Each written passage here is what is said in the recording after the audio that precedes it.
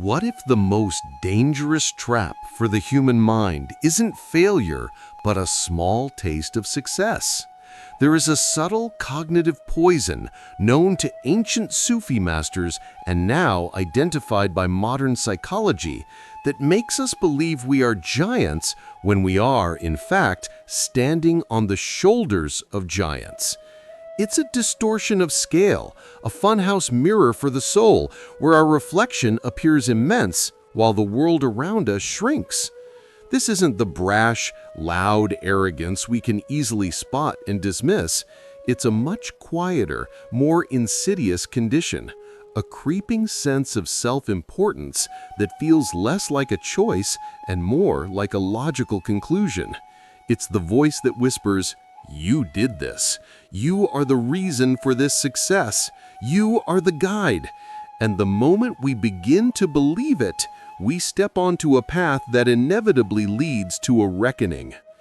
A strange and beautiful story from Rumi, the great physician of the heart, holds the secret key to diagnosing this condition in ourselves before we find ourselves standing at the edge of a river we cannot cross. This is an invitation not to self-flagellation or shame, but to a courageous act of self-measurement. It is a journey into the landscape of the human ego, guided by one of the most brilliant maps ever drawn. For what Rumi understood, and what modern neuroscience is beginning to confirm, is that our perception of our own competence is often the most flawed perception we have. There is a well-documented cognitive bias known as the Dunning-Kruger effect, a clinical term for an ancient spiritual malady. In essence, it shows that the less competent a person is at a task, the more likely they are to overestimate their ability. Their incompetence robs them of the very skill needed to recognize their own deficits. They are trapped in an illusion of mastery, unaware of the vast ocean of knowledge they have not yet encountered.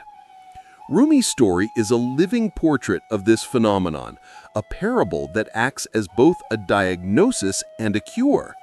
It offers us a way out of the prison of our own perceived greatness and into the vast open field of true, humble, and unshakable strength. Let us enter the world of the fable. Picture a dusty road shimmering under a patient sun. Along this road walks a tiny field mouse, its chest puffed out, its whiskers twitching not with caution, but with an air of immense self-satisfaction. In its tiny paws, it clutches the lead rope of a magnificent camel. The camel, a creature of profound patience and gentle spirit, plods along, its gait unhurried, its large, soft eyes gazing at the horizon. The great beast follows the gentle tug of the rope, its immense power held in serene reserve. Its agreeable nature, its innate docility, is simply part of its being. But in the mind of the mouse, a very different story is unfolding. The gentle compliance of the camel is not seen as a sign of the camel's character, but as evidence of the mouse's own extraordinary power. A grand delusion begins to sprout and blossom in its heart. "My word," the mouse thinks to itself, its ego swelling with every step, "I must be a titan, a true champion among creatures. Look how this colossal beast obeys my every command. I am a leader of giants, a force of nature, a pelivan, a hero of immense strength." It struts with the imagined weight of this new identity, seeing itself not as a small creature holding a rope, but as the prime mover, the cause of this grand procession. The camel's quiet cooperation becomes the fuel for the mouse's fiery arrogance. They travel like this for some time, the small, deluded leader and the vast, patient follower. The mouse becomes more and more intoxicated by its own performance, lost in a fantasy of its own making. Then the landscape changes. The dusty road gives way to the lush banks of a wide flowing river. The water is deep and swift, a powerful, moving force of nature that commands respect. At the sight of the water, the mouse stops dead in its tracks. The fantasy shatters. The grand hero, the leader of giants, is suddenly paralyzed. The river is not an idea to be conquered in its mind. It is a real, immediate, and overwhelming obstacle. Its arrogance, so robust on the predictable safety of the road, evaporates in the face of a true challenge. The camel, fully aware of the mouse's internal drama, stops behind it. It lowers its head, and in a voice that is not cruel, but filled with a kind of gentle, knowing irony, it speaks. "My dear companion of the road, my guide through the mountains and plains, why have you stopped? Why does your brave heart falter now? Step forward, hero. Enter the water with courage. Are you not my leader? It is not fitting for a guide to be so bewildered in the middle of our journey." The mouse is overcome with shame. Its puffed-up chest deflates. It cannot meet the camel's gaze. Stuttering, it finds its small voice. "My friend," it whispers, "this water, it is too vast, too deep. I am afraid. I will surely be swept away and drown." The camel, without a word, takes a calm step into the river. The water barely reaches its knees. "Look, little friend," the camel says gently. "The water is only knee-deep. There is nothing to fear." The mouse, now fully awakened to the reality of its situation, utters a profound truth born of its humiliation. "O wise and magnificent friend," it cries, "you say knee-deep, but there is a world of difference between your knee and mine. To you, this river may be a puddle, but to me, it is a raging sea. To you, it is an ant, but to me, it is a dragon. I could stack 100 of my knees, one on top of the other, and they would not reach the height of yours." The camel nods, its wisdom now moving from gentle irony to direct teaching. "Then let this be a lesson to you," it says, its voice firm but still kind. "Never again allow pride to make you so reckless. Know your limit. Do not mistake my patience for your power, or my quietness for your command. Go and measure yourself against other mice, if you must measure yourself at all. But do not take my gentle nature as an invitation to lose your senses." The mouse, stripped of all pretense, is overcome with repentance. The illusion is gone, and in its place is a raw, humbling, and honest awareness of its own smallness. "I repent," it squeaks with its trembling voice. "I was a fool. For the sake of God, have mercy on me. Help me cross this deadly water." And the camel, being a creature of immense mercy as well as immense size, softens once more. "All right," it says, "leap up onto my hump. Settle yourself there. It is my nature and my purpose to cross such waters, and to carry those who cannot. My work is to serve 100,000 helpless souls just like you."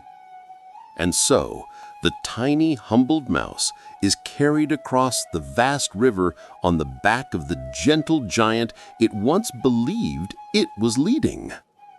This story is not just a charming fable. It is a precise, multi-layered diagnostic map of the human ego, or what the Sufis call the nefs, the lower self, the conditioned personality. The mouse is the perfect symbol for this part of our consciousness. It is small, skittish, and fundamentally insecure. Because of its inherent vulnerability, it desperately craves a sense of importance and control. The moment it gets its paws on the lead rope, a small taste of influence, a minor success, a bit of praise. It begins to construct a grandiose identity. It mistakes a correlation, I am pulling, the camel is moving, for a causation, I am making the camel move. The camel, in contrast, represents a far greater reality. It is the symbol of the Ruh, the divine spirit within us, that vast, patient, powerful, and deeply compassionate part of our being. It can also represent a spiritual tradition, a lineage of wisdom, or a true teacher. This force is not loud or coercive.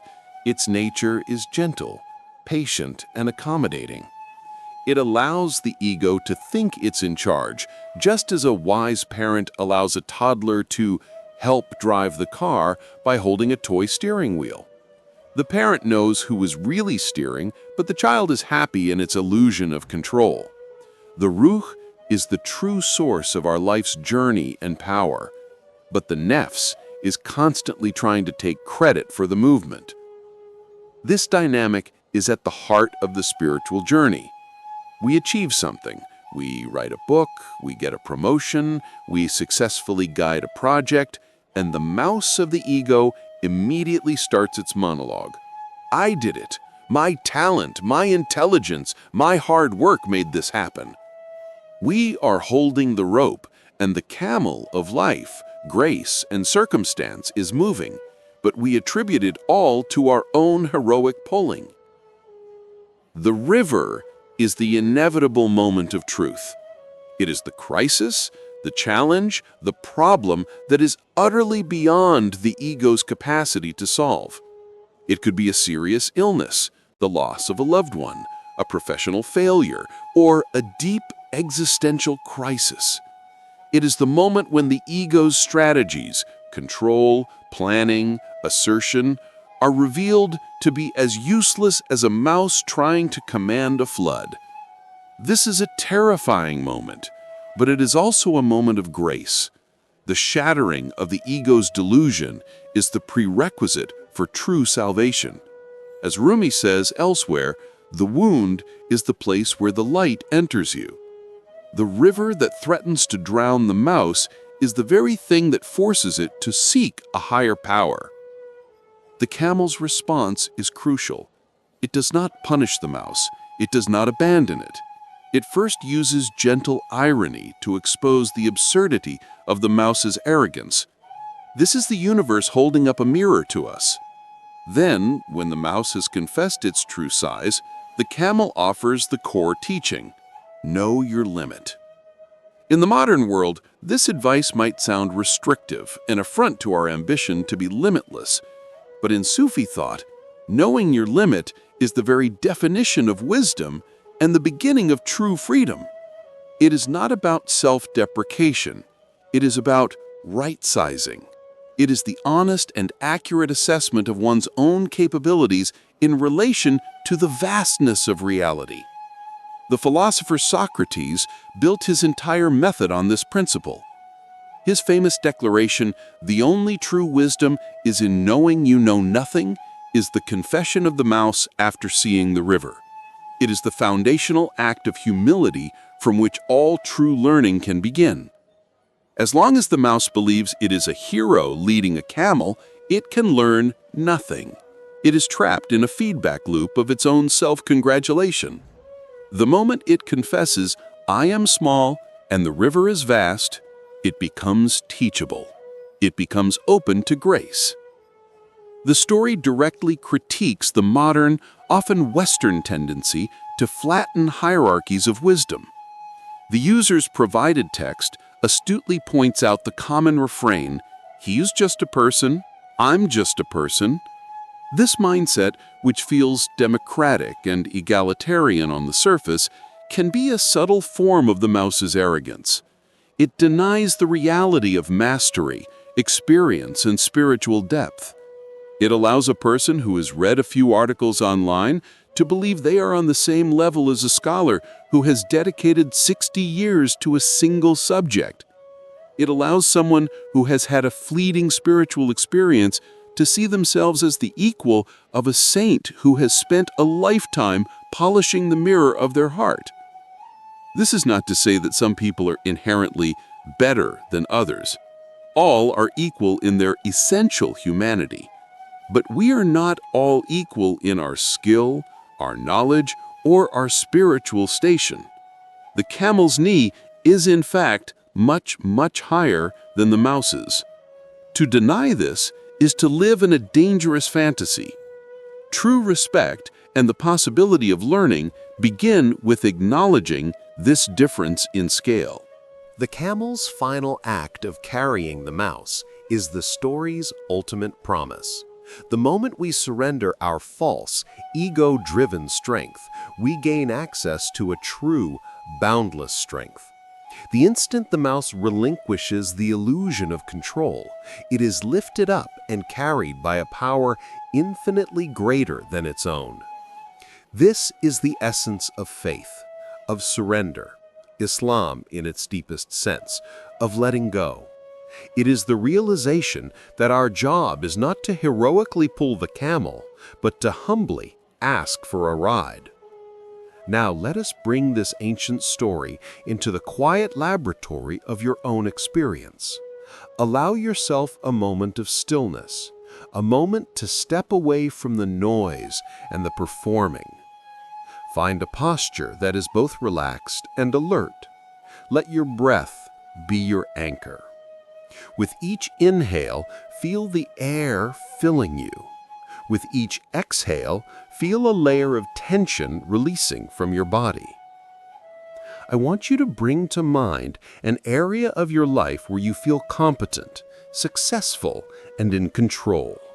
It could be your career, a skill you've mastered, your role in your family. Gently hold this area in your awareness. Now listen carefully for the voice of the mouse. Can you hear its subtle monologue? I built this. I achieved this. I am good at this. There is no need to judge this voice. Simply acknowledge its presence. This is the part of you that holds the lead rope. Now, with a sense of gentle curiosity, I want you to look behind the mouse. Look for the camel. What is the vast, patient, and powerful force that has actually been carrying you forward?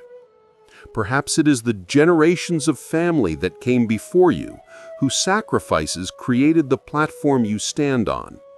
Perhaps it is the lineage of thinkers, artists, or scientists whose work you have built upon.